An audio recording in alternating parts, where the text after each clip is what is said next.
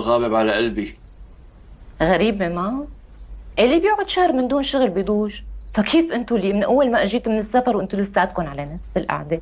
طيب بعيدا عن التمسخر والكهكه، نحن إذا أخذنا حديثك تبع المسار المهني بعين الصواب وبكل جدية مطلقة وقررنا نخطو خطوة جريئة باتجاه الأمام، أنت شو فيك تساعدينا؟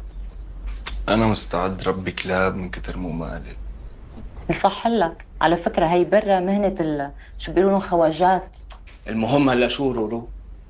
انتوا شو بدكم تشتغلوا؟ السفل ببيت ستي ام فواز محوج جاهز، مو ناقصه غير شوية كهرباء وتبليط وتنظيف من العفشة اللي فيه بصير على 24. اي طيب خلص شوفوا شو بينقصكم وانا بكملكم يا. لا، المشكلة مو إنه شوفوا شو بينقصكم لحتى أكملكم إياه، المشكلة إنه ما في شيء أساساً لحتى يكمل. على الحديدة.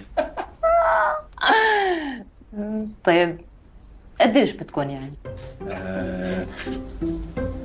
يعني أبو حركة 10 مليون؟ مقدور عليه. ليكي بس إذا تفتقت الحسابات يعني ممكن يوصلوا ل 20 مليون.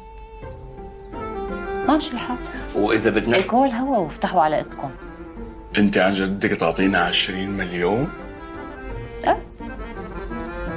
يا أمة الله، أنا كل يوم عم تزيد قناعتي إنه ثروة أبوكي تتعدى ال4 مليار دولار. ما كتير.